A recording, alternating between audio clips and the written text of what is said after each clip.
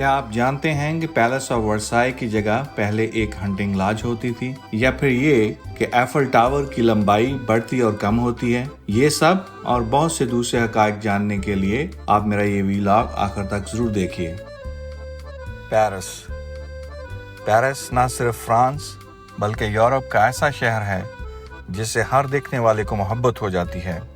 यहाँ तारीख, रोमांस और खूबसूरती का हसीन इम्तजाज अपने देखने वालों पर बहुत गहरी नकूद छोड़ता है।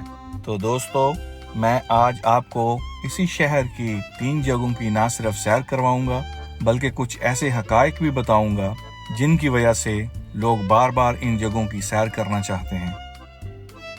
आज की हमारी पहली जगह पैलेस ऑफ वर्साई होगी और इसके बाद दूसरी जगह जो है वो एफल टावर होगी और इसके बाद जो है हमारे आज के दिन का इख्तिताम अपनी तीसरी जगह सेन रिवर क्रूज में करेंगे। चलें फिर अब पैलेस ऑफ वर्साई चलते हैं। पैलेस ऑफ वर्साई जो है ये एक शाही रहायशगाह थी जिसे किंग लुइस 14 ने 1624 में बनवाया था।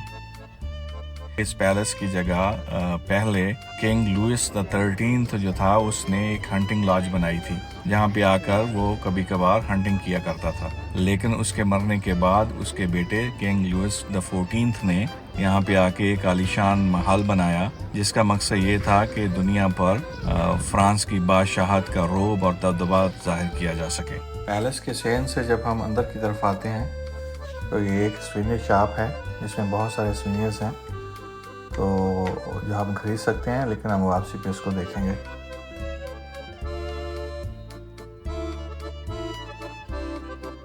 ये रॉयल चैपल है जो कि 1710 को लुइस द 14 ने बनाया था और कहते हैं कि इस पैलेस में ये आखिरी एडिशन थी जो उसने अपने दौर में की थी।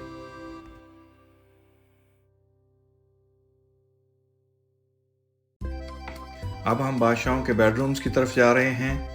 अब देखेंगे कि हर बादशाह ने अपनी पसंद के हिसाब से अपने कमरों को डेकोरेट किया हुआ था। इन कमरों में उनके इस्तेमाल की चीज़ें हैं, रोज़मर्रा की, उनके बेड हैं और बहुत सी चीज़ें जो हैं वो रखी हुई हैं। इस कमरे को अपोलो रूम कहते हैं और ये किंग लुइस 14 ने बनवाया था।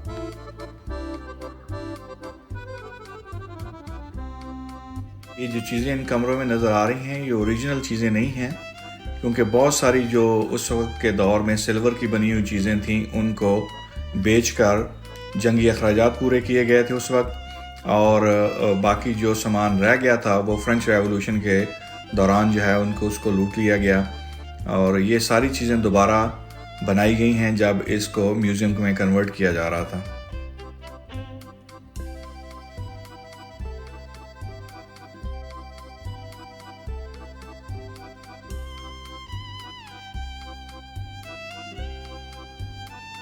अब हम बाकी पैलेस को देखने के लिए ऊपर की तरफ चलते हैं और देखते हैं कि वहाँ पे क्या है। बहुत सारे दूसरे कमरों के अलावा 2 बहुत बड़ी गैलरीज हैं। एक को हॉल ऑफ मिरर्स कहते हैं और दूसरी को हॉल ऑफ बैटल्स कहते हैं। तो ये है जी हॉल ऑफ मिरर्स। इसमें कोई तकरीबन 357 मिरर्स लगे हुए हैं, खूबसूरत शैंडलियर्स आप देख रहे हैं और इसी तरह बहुत सारी खूबसूरत पेंटिंग्स हैं जो कि उस दौर के बहुत मशहूर जो हैं पेंटर्स उन्होंने बनाई है। एक इस चीज़ के हाल के मुतालिक आपको तारीखी बात बताता चलूँ कि इसी हाल के अंदर 1919 में ट्रीटी ऑफ वर्साई साइन किया गया था जिसकी वजह से पहले जंग अज़ीम का इख्तिताम हुआ था। और ये हॉल ऑफ बैटल्स है। ये एक लंबी गैलरी है जो कि 120 मीटर लंबी है और इसमें आप देख सकते हैं कि कोई 33 के करीब पेंटिंग्स हैं और 46 के करीब इसमें स्टैचू हैं जो कि मोस्टली रोमन एम्परर्स के हैं और ग्रीक और रोमन डेटीज, और ये एशियन टाइम से लेकर 19वीं सदी तक मुख्तलिफ जंगों की तस्वीरें हैं। ये चलें अब पैलेस के बाहर गार्डन्स की तरफ चलते हैं और आपको दिखाते हैं कि कितने खूबसूरत गार्डन्स हैं इस पैलेस के बाहर।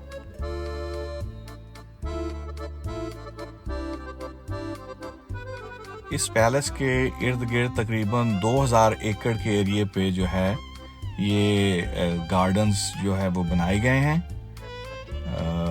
और इसमें जो है इसकी ख़ास बात ये है कि इसमें बहुत सारे फाउंटेन्स हैं, बहुत सारे स्टैचूज़ हैं और बहुत सारी राहदारियाँ बनाई गई हैं। आप देख सकते हैं इनको, ये बहुत ही खूबसूरत तरीके से इनको डिज़ाइन किया गया है।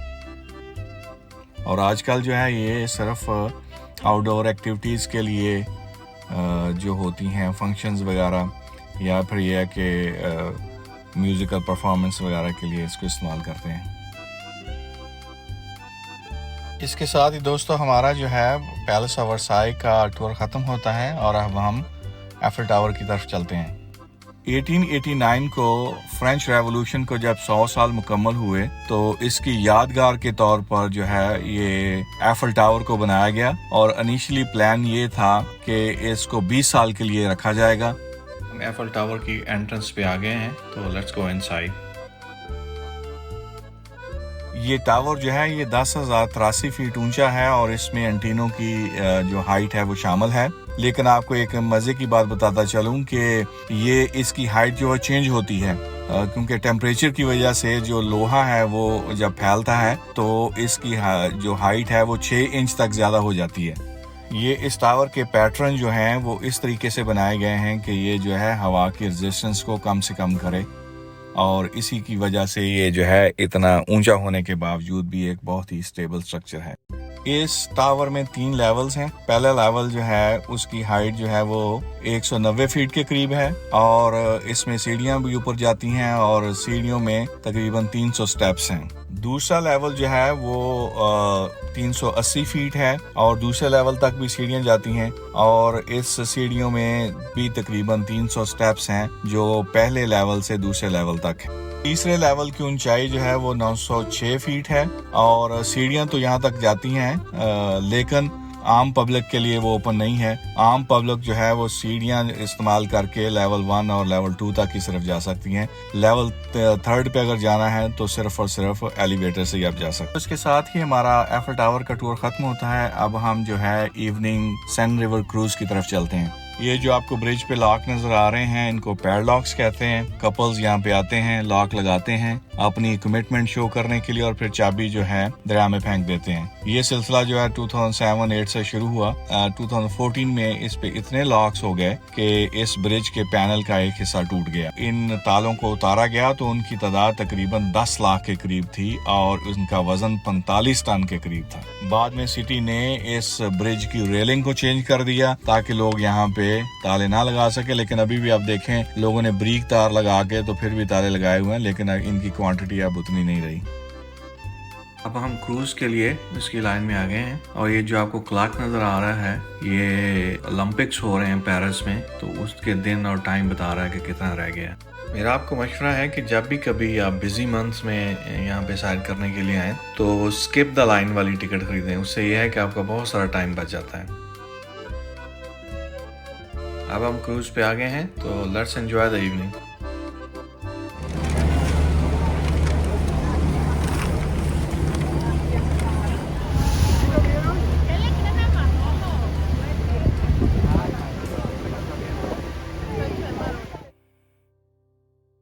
ये जो सामने बिल्डिंग है ये ऑर्से म्यूजियम है और इसके मुताल्लिक ये है, आपको थोड़ी सी इन्फॉर्मेशन देता जाता हूँ कि ये सबसे पहले कि एक छोटा सा महल बनाया था किसी ने अपने लिए, लेकिन उसको बाद में फिर एक रेलवे स्टेशन में कन्वर्ट कर दिया गया और रेलवे स्टेशन के बाद इसको एक होटल में कन्वर्ट किया गया और होटल के बाद अब ये एक म्यूजियम है।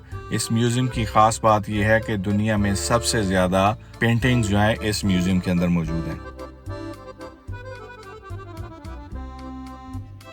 ये सामने जो बिल्डिंग है डोम वाली ये अब नजर आ रही है, ये फ्रेंच एकेडमी है।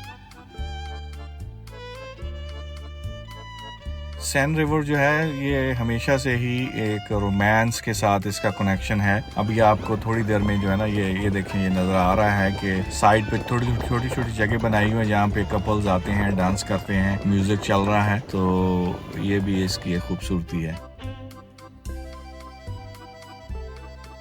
बिल्डिंग्स की लाइट्स देखें पानी में कितने खूबसूरत कलर्स के साथ जो है ये नज़र आ रही हैं।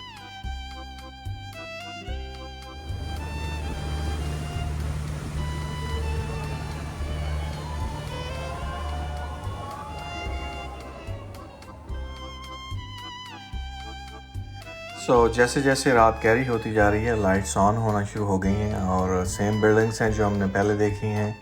फ्रेंच एकेडमी है और से म्यूज़ियम है, होटल्स हैं और इस तरह जो है बाकी बिल्डिंग्स हैं।